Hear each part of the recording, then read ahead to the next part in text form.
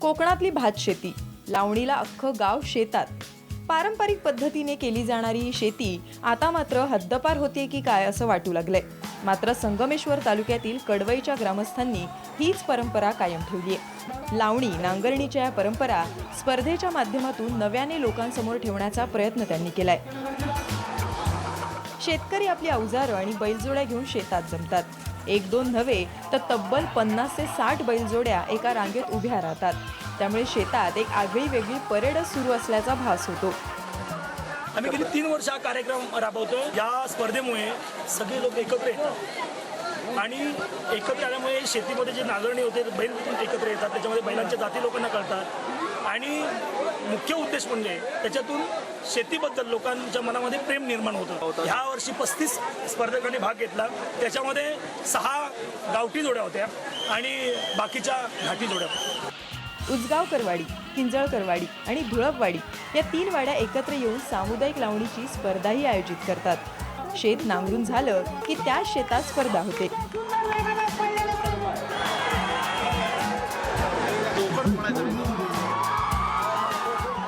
शेताच्या 2 टोकांना 2 झेंडे लावले जातात.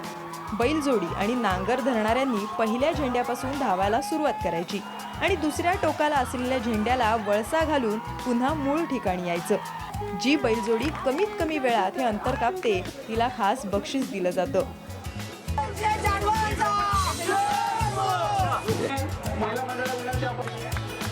बैलांना मुलापेक्षा त्याला लोभ लावून मुलापेक्षा खाद्य घालावं लागते. प्रत्येक शेतकऱ्यानं ही आज माझी जोडी बघितली त्याच्या मनात तुमच्या मुलाच्याही मनाला वाटलं की आपण बी अशी जोडी पप्पा करूया आणि आपण शेती करूया. एकत्र काम केल्याने खरं तर श्रमाची जाणीव होत नाही. त्यात सध्या अनेक जण शेतीपासून दूर जात आहेत. त्यांना जवळ आणण्यासाठीच अशा स्पर्धांची गरज असल्याचं अनेक जण सांगतात. 50 गावातले तालुकाभरातले लोक एकत्र आले, त्यांना खऱ्या अर्थानं आनंद मिळाला.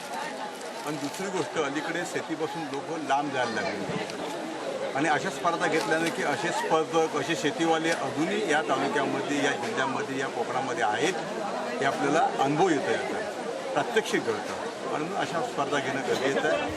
कडवई गावाने पुन्हा नव्याने सुरू केलेली ही सामूहिक शेतीची परंपरा पाहण्यासाठी, तिचे फायदे अनुभवण्यासाठी आसपासच्या गावातील लोकही या शेताच्या बांधावर हजेरी लावतात. या निमित्ताने गावकरी एकत्र येतात आणि माहितीची देवाणघेवाण होते. ऋणानुबंधही जपले जातात. त्यामुळे इतर गावांनीही कडवई गावाचा आदर्श ठेवायला हरकत नाही. कॅमेरामन निलेश कदम आणि अमोल कलेचा ब्युरो रिपोर्ट, साम टीव्ही, रत्नागिरी.